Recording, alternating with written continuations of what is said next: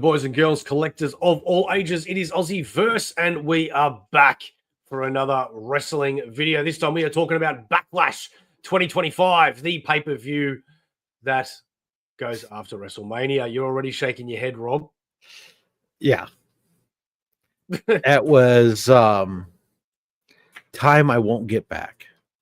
Thank you very much for joining us, as well as yourself, Popper. It is very good to see you guys. Anybody else that does want to join the chat, please click that StreamYard link and you will be all of a sudden here. We are proudly sponsored by Comic Book Aru, and I apologize ahead of time. I am very under the weather, so I'm not going to be on the ball. I'm going to hope that these two carry the show for us. We do want to give thanks to our 4 lifers as well. These are our paid members that make Aussieverse what it is. The ones with the YouTube symbols next to their names have their own channels. Go check them out individually. They have different content that even I watch myself. So if you want to be a paid member, that gets you into an Instagram chat and a whole bunch of other stuff. Go click that join button now. Otherwise, the best way to support Aussieverse is by subscribing and liking the videos. Can this end already? That's too long. Okay. Backlash. I super believe in you. You can do it. Please go for it, sir. Look, I didn't expect much out of the event, right? I kind of forgot because it's such a short lead up that I didn't expect. I forgot, or I forgot how few matches were on this card. I think we only had 5 matches on the card, right? And yeah, I mean, you had 2 of them that were good. The one that was not bad, but you had 2 that were, what are these? What a waste of time.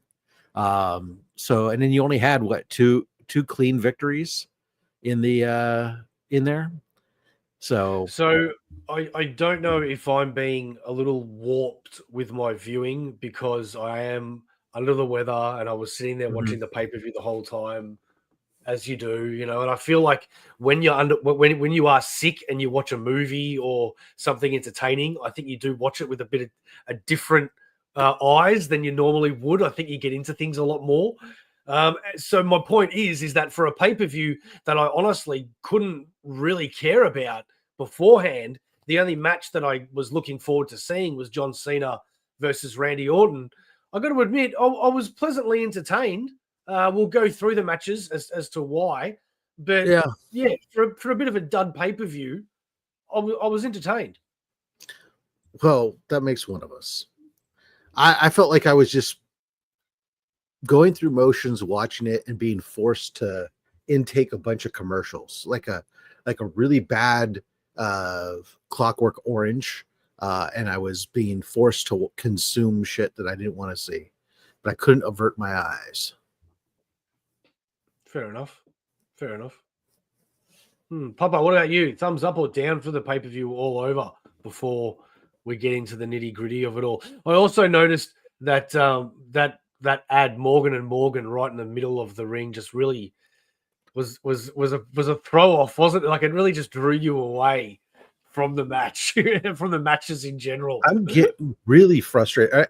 It's one thing, all the ring apron and the ring posts and the scoreboard and the Prime hydration station and, you know, these other events where we're faking a thrown in Michelob bottle so we can showcase Michelob and whatever else stupid stuff we're doing.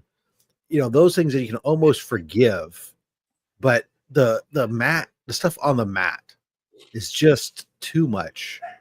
They need to get rid of that stuff. It's just, before we get into it, it wasn't as bad as, thank God, WrestleMania, where every turnbuckle had a different ad on it, on the turnbuckle coverings and, you know, everything else. But how are we going to do next month's, boys? Because we've got that AAA pay-per-view and Money in the Bank on the same day.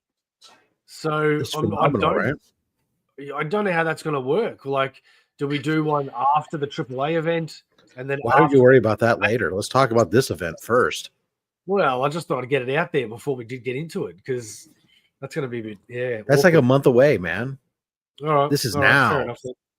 Before leading into the first match, did you have any rumors or any hopes that you wanted to see in this pay-per-view that either did or did not happen? I didn't. It went exactly as I assumed. I mean, looking at the card, I didn't expect a single title to change. I didn't expect, and I didn't expect Pat McAfee to win. So that was your only non-title match. I mean, this is what's crazy to me. You've got so much talent that's sitting around picking their noses that has nothing to do, that you can't get that you can't get them TV time supposedly to build stories. So that you're releasing talent up the wazoo. And what are you then you're serving us a 5-match pay-per-view with only 4 titles of your titles being defended, and you're doing, and one of them is going to be a freaking non-wrestler match. I mean, I know that they're trying to put stuff over onto Saturday Night Main Event, and that's why it is, because they're going to have some of these guys. They go, oh, we got to have Jay who's going to go over here, and whatever else. But Saturday Night Main Event, you don't expect anything to happen either. So it's just a bunch of treading water right now, which is really the problem. I would like to see the WWE get out of their formula. And I mean, even though, because we had it at first, Triple H did change some stuff up, but really at this time, it's like, oh, this person had the belt last month. We know they're not going to drop their belt. Oh, this person. Oh, we're already advertising this person's farewell tour in all these different locations. They're not dropping the belt. Oh, we know. It's just, but at the same time, I feel you. I feel your perspective is what we need, because to be honest, I don't actually see it that way until you give me that bird's eye view. I think I get sucked into it a bit, where I'm like, yeah, you know what? It was a shitty pay-per-view on paper leading up to it, but I was entertained. Where you look at it more from an above angle, and you're like, yeah, but in the big scheme of things, and I think you've got great points. I mean, if I'm going in knowing it's nothing to begin with, then you need to put on a show. Now, having said that, right? You come in your first match, right? You got Lyra versus Becky Lynch, right? Is that the first? No, the first match was the boys, the 4-way, fatal 4-way. Yeah. Right. Okay. So that match, again, I didn't expect a title change in there, and I expected shenanigans of some sort at some point. Yeah. Did I expect how the shenanigans went down? No, I didn't expect that individual coming in. But did I expect something? Yeah. And you didn't expect title change. But overall, I mean, that match put on, it was a spot fest, more or less. Here's our 4 guys. We got to see Jacob Fatu finally act a little at the end of the match. Yeah. And he's coming out on his own, and he's doing well, but 5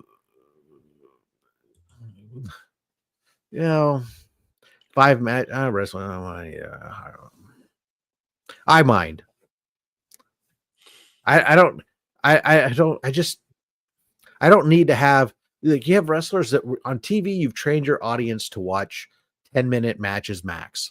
Now you're going to go to a pay-per-view, and all of a sudden I got to watch Cena and freaking Randy Orton go for 40 minutes doing nothing, essentially. I mean, I don't know.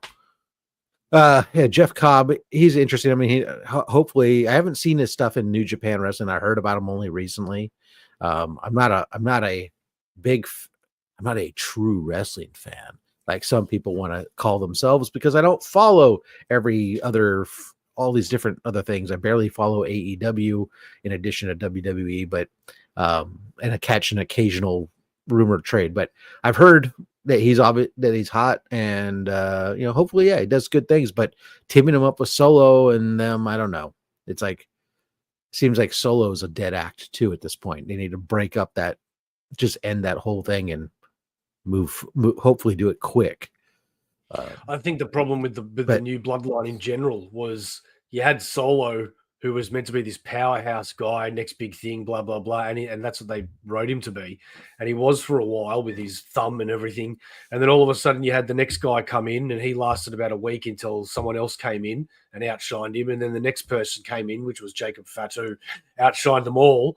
And by that stage, like... your leader also ran, and then you had to job him out to Roman Reigns because...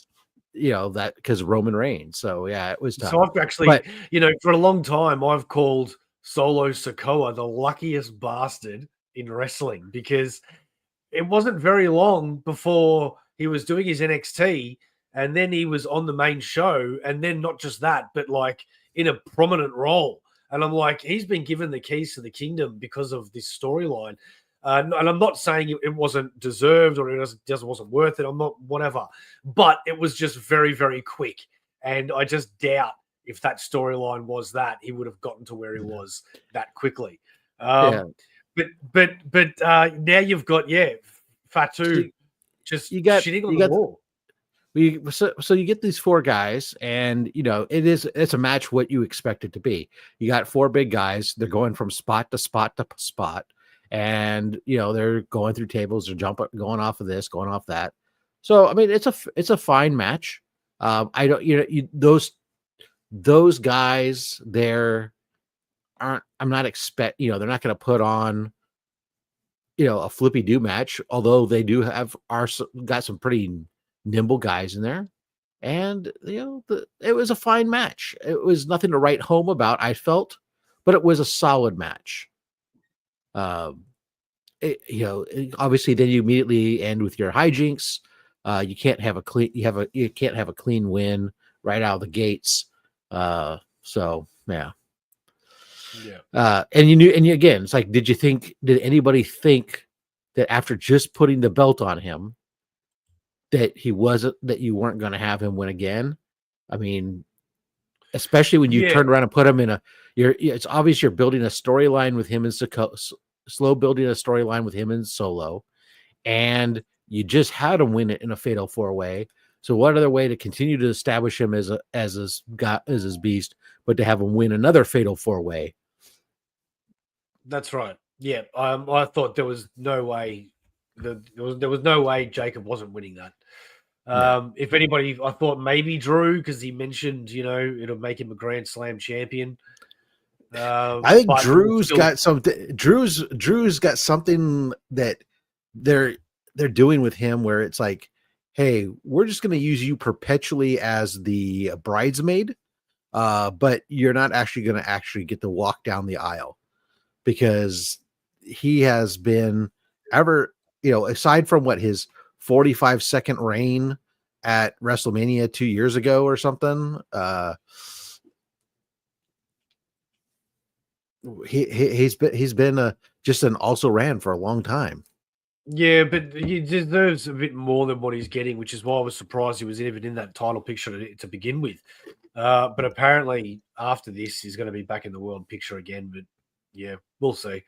But obviously Jacob Fatu, I don't think is going to last very long in the mid-card scene. You're going to want to see him in the world title picture scene. Oh, now there's where I disagree. I think you see a character like him and you go, okay, you can do stuff with him in that mid card, but I don't see him as a guy where you're saying this is somebody that I can build any kind of long-term storylines along with it at the top level of my company. He's a solid B plus player, but I don't see him as a top tier A guy no matter what. Oh, I do. Oh, we'll disagree there. You'll see I'm right, but that's okay. I'm sure Papa agrees with me. I was kind of hoping LA on Knight this would turn on this heel. piece.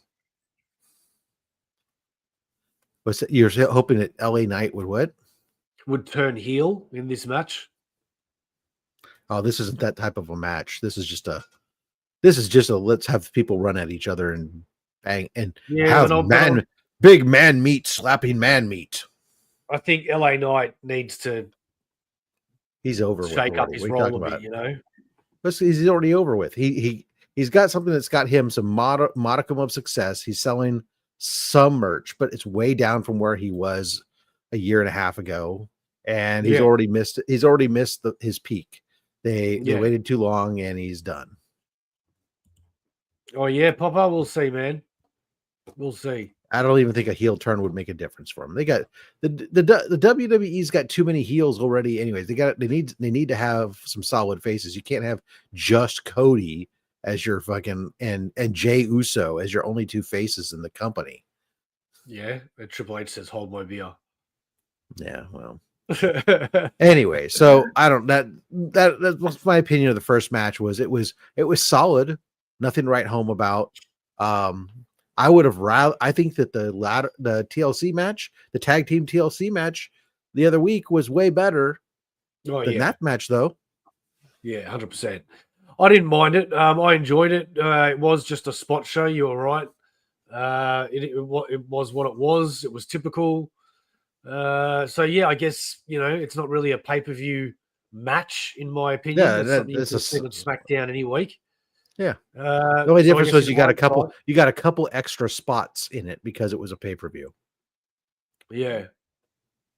Yeah, exactly. Moving on then, we've got the Becky Lynch versus Valkyria. Possibly the best match of the night. I think she really stepped up a lot tonight, don't you? Well, I don't think that Valkyria has been bad. I think some of her opponents have not been all that great. The women's division has a lot of people in it, and there's a lot of them that have moments, and at other times always surprise me with the slow clunkiness from they have difficult transitioning and making fluid matches. They can do. There's a good amount of the talent that I believe when I watch them, they can execute individual moves fine, but flowing from one to the next and putting them together is clunky and slow. This match wasn't the case. This match I thought went very well. A lot of that, Becky Lynch is good. Lyra Valkyria, she's solid. I'm not, she didn't need to be carried like the way that Tiffy had to be carried at WrestleMania. But again, going into this match, any thought that Valkyria was going to drop this belt went away when they took the belt off of Chelsea Green, because there was no way within a couple of weeks that they were going to take their two new belts that both got awarded at the same time and have them both transition at the same time, essentially. Oh, I wouldn't have been surprised if they did that, to be honest. No, that would have been absolutely stupid.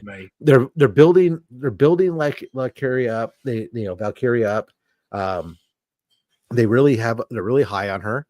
And so it made sense the way that they shoehorned Becky Lynch. The whole storyline went with Becky Lynch on this thing. And Becky Lynch's turn heel.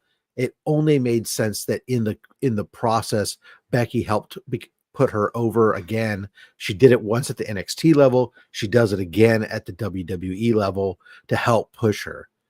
I agree. She's not ready necessarily to be the women's champion, but she can sit here and hold this mid-card title, which is exactly why WWE needed to do this. If they're serious about building a women's title, build a women's division that's solid and near on par to the men's, they had to have these mid-card titles to help develop some of this talent and give them chances to shine on the main roster.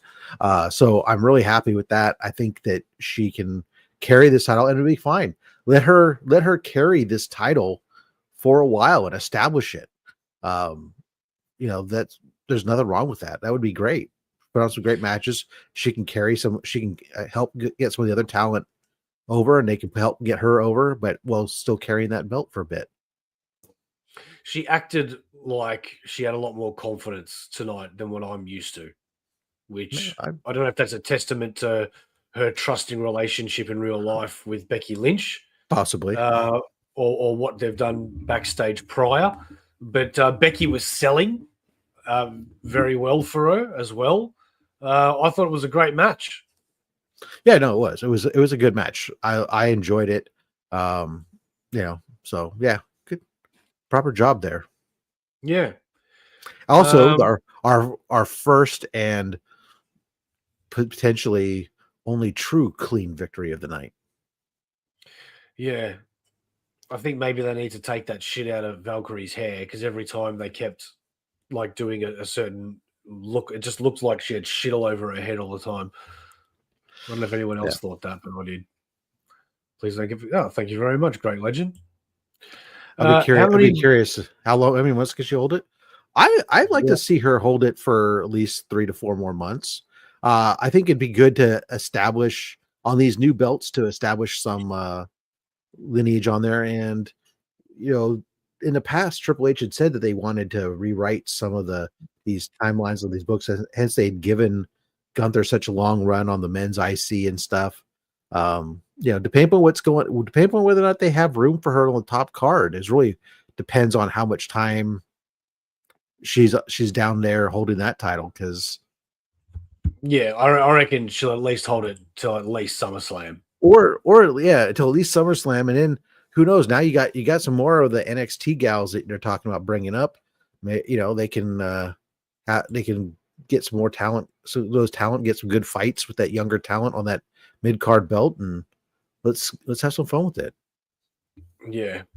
Papa's dog is gonna find China soon. What? His dog is digging for China. At the end of the match, I thought it was vomit. Yeah.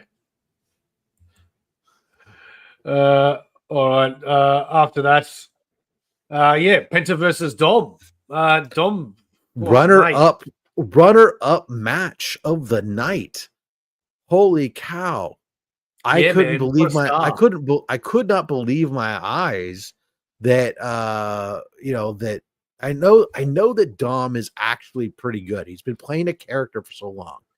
I know he's really been working on his stuff this whole time stuff, but it was great to see him and Penta put on a solid show, solid performance. You knew because of he just got the belt. If you're going to give him anything with him getting over a little bit over and all this other stuff, you're not going to strip it off of him, even though Penta's hyper popular. But you knew that you were going to have, because Dom is with Judgment Day, you knew you could have Penta take the loss without making him look like a punk.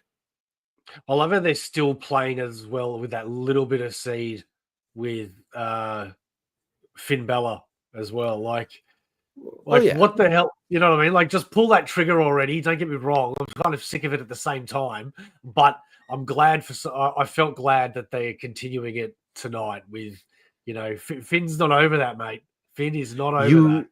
Yeah, you have to be careful. It's a dangerous tightrope to how long you can draw that type of storyline out before. It's like the Austin Theory thing with what's his name from Australia. Who's your boy? Yeah. Well, who's your boy? Where like they tease the breakup for so long, but now does anybody care? Yeah. So it's like you can't. Yeah, you got to be careful. And if Papa says Finn will carry it until SummerSlam, that would be fine. I don't think you. I think that's really, with SummerSlam being the next pay-per-view. I think if they don't pull the trigger before then, I think you risk expiring the fans' interest on it. So, yeah. But I mean, ultimately, you knew that match was going to go with shenanigans, and obviously, then bringing in the fucking Chad Gable, just gets yourself he's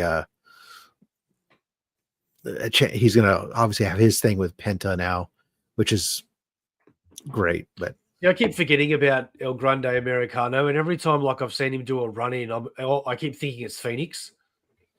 And I'm like, oh, what's he doing? And then it's not.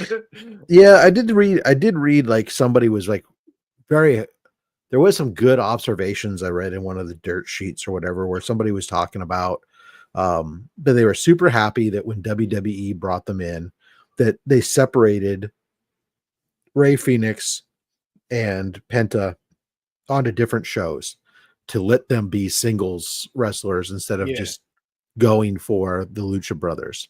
But their biggest fear was with this Grande Americano and creating the common enemy between the two of them stuff, that you were rocketing towards a tag team match of sorts where you were going to bring them together too soon. That really, that type of thing needs to be like something that gets cultivated, something that happens like down the Well, there's road reports as a now that big they want event. to bring them together soon. Right, but that's the thing. It was like they've been together for so long. Continue to let them be different. Let them build up individually. You did a great job building up Penta right out of the gates. Yeah. You've done nothing with Ray Phoenix. Mm. Ray Phoenix is coming. He's just a man, another guy in a mask. Yeah, but he's doing well though. He's great.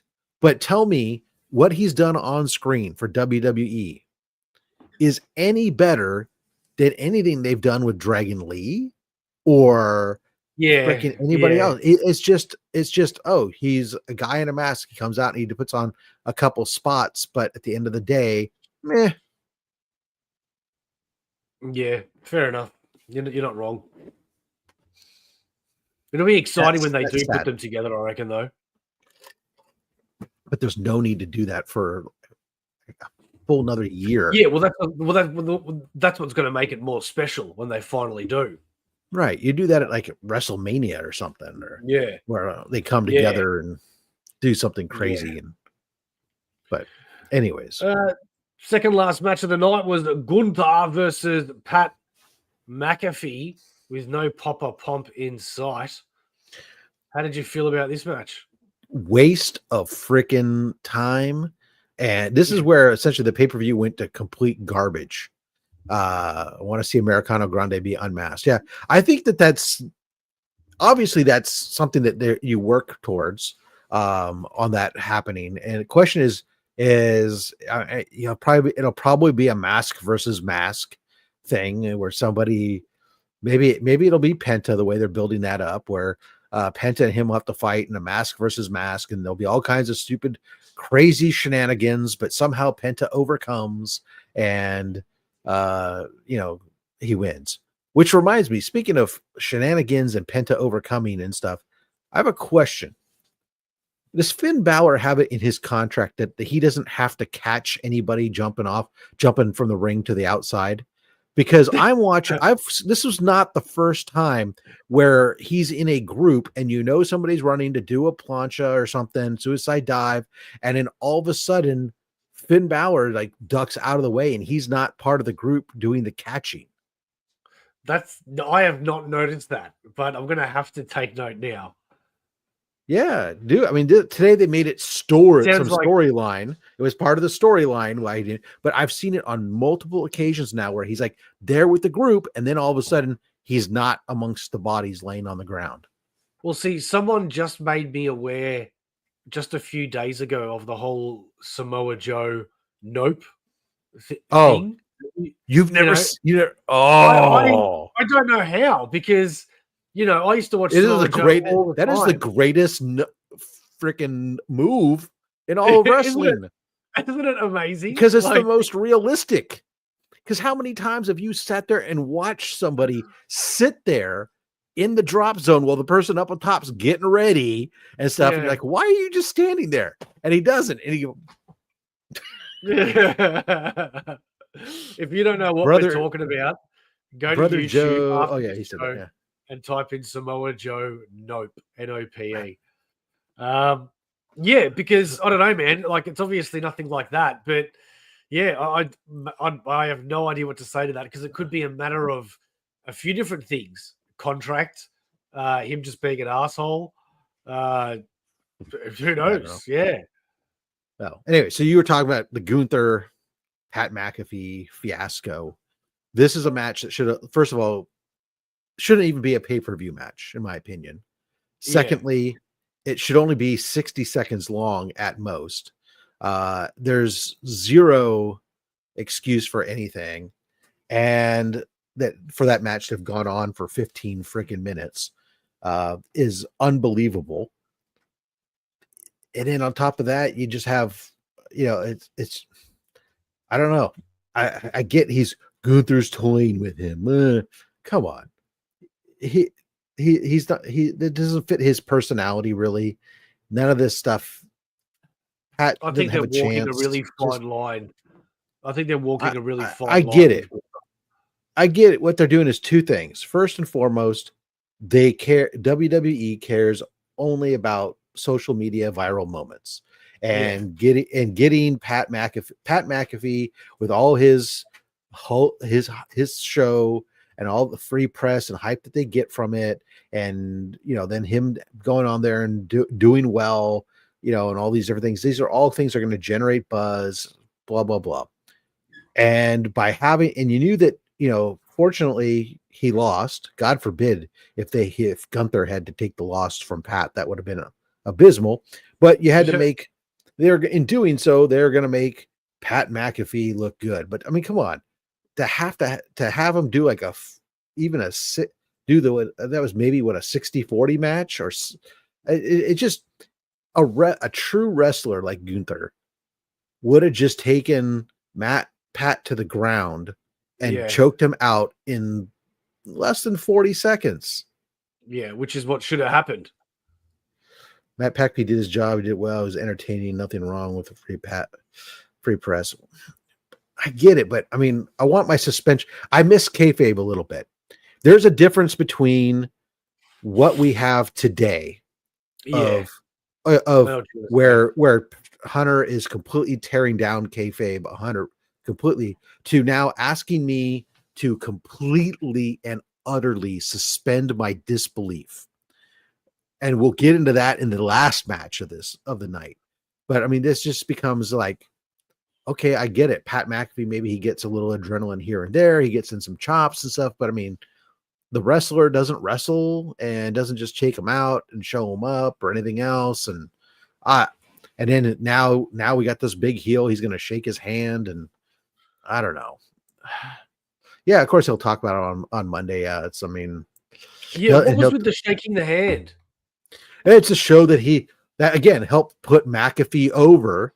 It's showing that, oh, I'm this big bad ring general. You stood in here with me and went some time, and even though I beat you, I respect you because the ring is sacred thing. I mean, after you've just had him doing this stuff with all the stuff he did with Jey Uso, and the fact that he's just come out and do these announcements, I mean, come on, it makes no sense. Yeah. It's bugging me because I keep seeing Papa typing, and I'm looking for his messages, and I don't know where they're going. Well, they're not going to us. I'm only seeing every so often here, so I keep looking in the private chat, and they're not there. So I hope you haven't sent a ton of messages we haven't replied to, Papa. Okay, good, because I'd be really sad if we were missing your commentary. I'll fill in the blanks. Papa said, oh, they went to my Instagram. Papa said, Rob, you're absolutely right. Rob is amazingly smart. Rob is perfectly spot on. Oh, that's awesome. Thank you, Papa. He's been dead since the internet. No, yeah, look, I don't mind if you got a guy like Pat McAfee coming in, and for the first 5-10 minutes, it's him trying with all of his might and doing all these moves and showing us what he can do. But at the end of the day, the match should still end the same way, and that is with the wrestler selling it a little bit to make them look good, but then the wrestler just destroys them at the end. It really should be that way. Yeah, I don't think it should have lasted as long as it has, considering how much talent is sitting back there in catering. Karrion Kross, sitting back there having to fund his own documentaries and stuff to get attention and go fight and pit fights and stuff like that. But you're taking this guy and letting him take 15 minutes of pay-per-view time up. It's absolutely ridiculous. And I get that true kayfabe was dead for a long time now. I get that.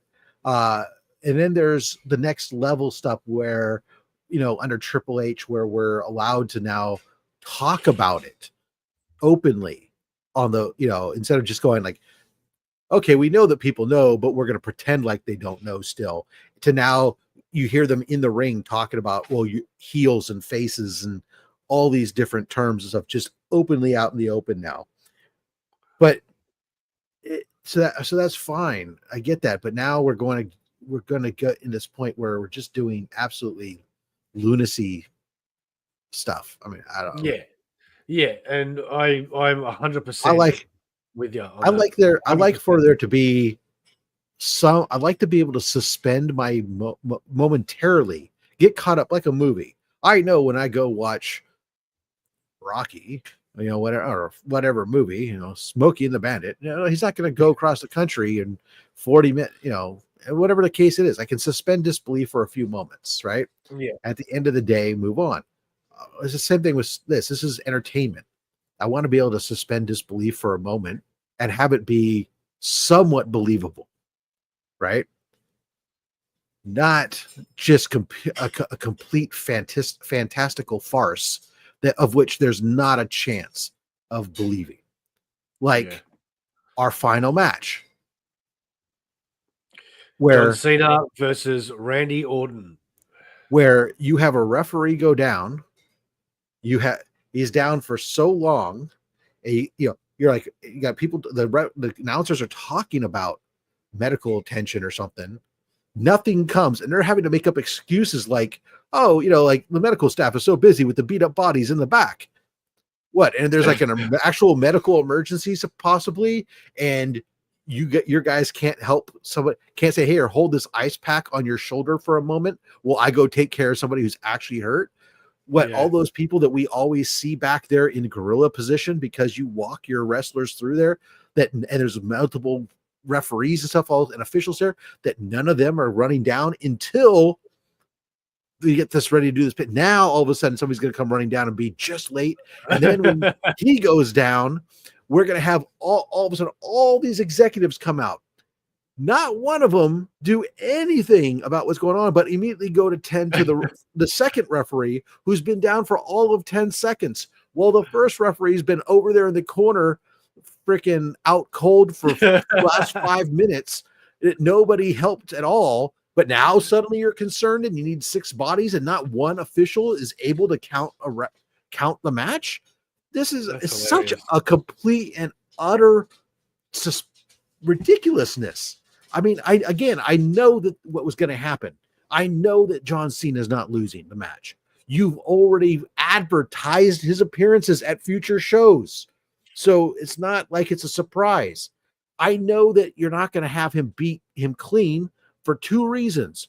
1, WWE, and 2, it's his hometown. You're asking Randy to take a loss in his hometown. You're not going to do it clean. Plus, you're still trying. Plus, I guess reason 3, you're trying to make Cena a heel. Therefore, he has to win by hook and crook. Yeah. But at least make it plausible. This was just ridiculous. Wow, Rob. I don't know how to, like, I want to, for a better show, I want to be able to argue with you on your point so that we can have something to talk about, but I just can't. I agree with everything that you're saying. This is for the one a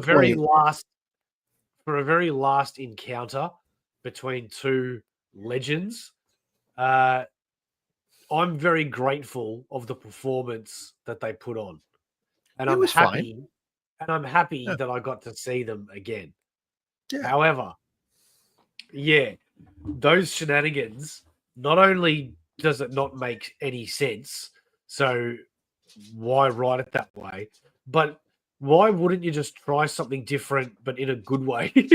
But you could have wrote the same thing. You could have wrote the exact same thing, except not have one referee be completely ignored for 5, 6, 7 minutes.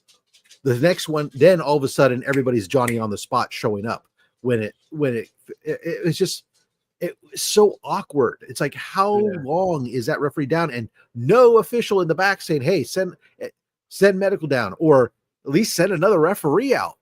We have a title match. Nobody cared. Nick Aldis didn't care.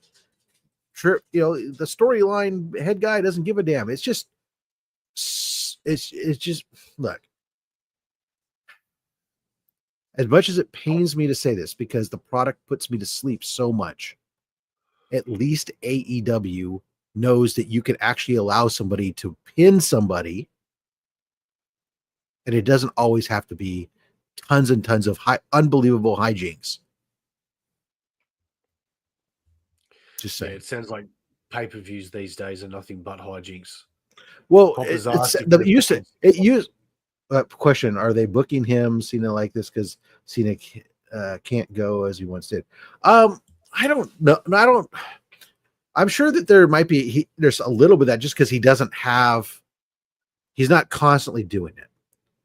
But what I will say is I think that they're booking him like this because they're trying to make him heel. You've got a character that's his entire career face. He's leaving. They're trying to build this heel persona up and make it plausible. He's still getting he's still getting pops. He's still getting cheers, and they're trying to make him heel.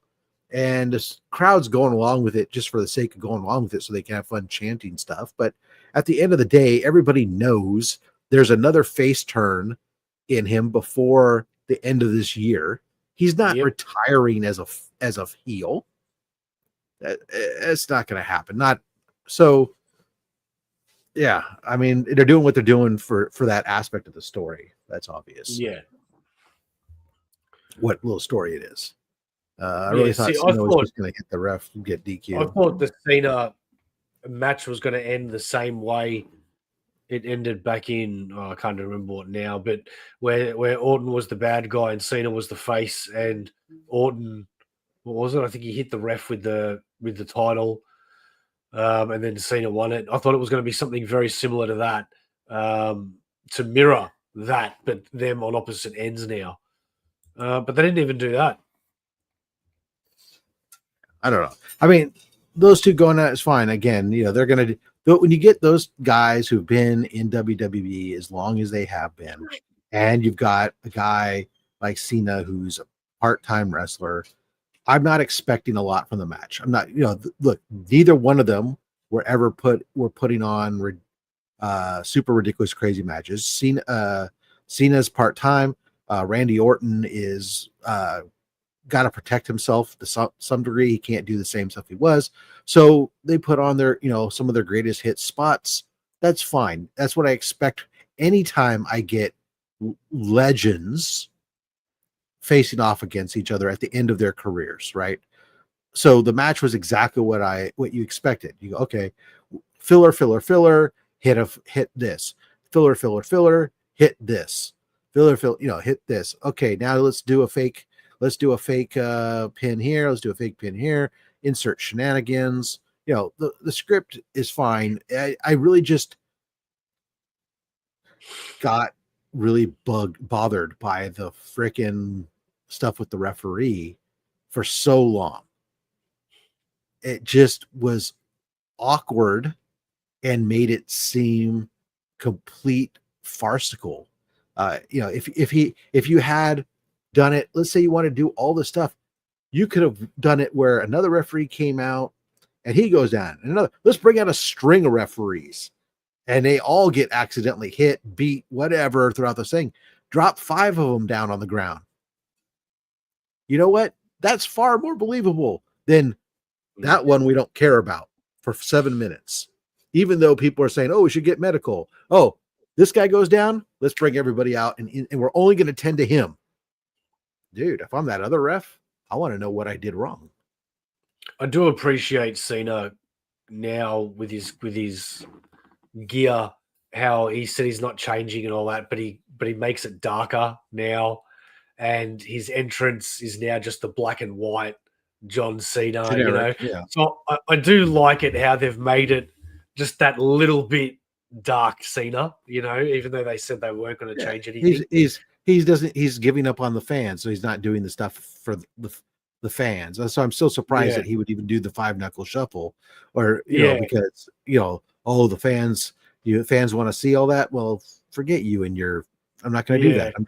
I'm not going to do the stupid slide over to the rope. I'm just going to drop instead and drop the fist down or something. Which just shows that it's all bullshit anyway. You know what I 2 mean? weeks 'Cause till he's Saturday obviously- night main event. Okay. Is he going to be on? Is he booked for Saturday night main event, Papa? Well, he's is? on the poster, so yeah. I mean, his whole face is the poster, so you'd assume so. Hooray. So he'll probably, yeah, man. given that it's only 2 weeks, if he's on the card, it's probably a rematch against Randy or something, probably. Did you want to do a show for after that one? No, I probably won't care. I don't Yeah. know. You can do what you want. Maybe I will. I don't know.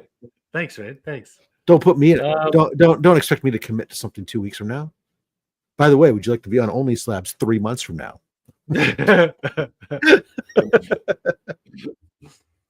We do appreciate you both joining. Sorry, it's going to be a short one today, but I really struggled with the way that I can barely breathe. If I'm being honest, I keep having to mute myself. Next month I'll be. You gotta go get yourself a nice neti pot. Next month I'll be more guns blazing with my thoughts and opinions on the pay-per-view. So Rob, I really appreciate you taking the lead, because otherwise it would have just been me and Papa probably just staring into each other's beautiful eyes and sharing a comment here and there. Where can people find you, Rob? There. Yeah. Right there. Yeah, at Rob's Fat Stacks. I do stuff on YouTube. We are proudly sponsored by Comic Book Aroo, Australia's #1 online comic book store. Go check them out.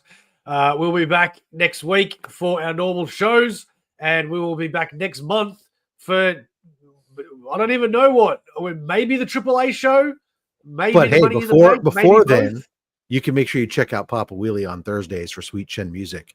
You can make sure that you get your wrestling fix every week as him and his panel of guests come on to discuss the weekly's wrestling scene. So there we go. What is Aussieverse, boys? I've heard that it's for life, but apparently not if you're sick. Yes, very good. For life. Catch you next time.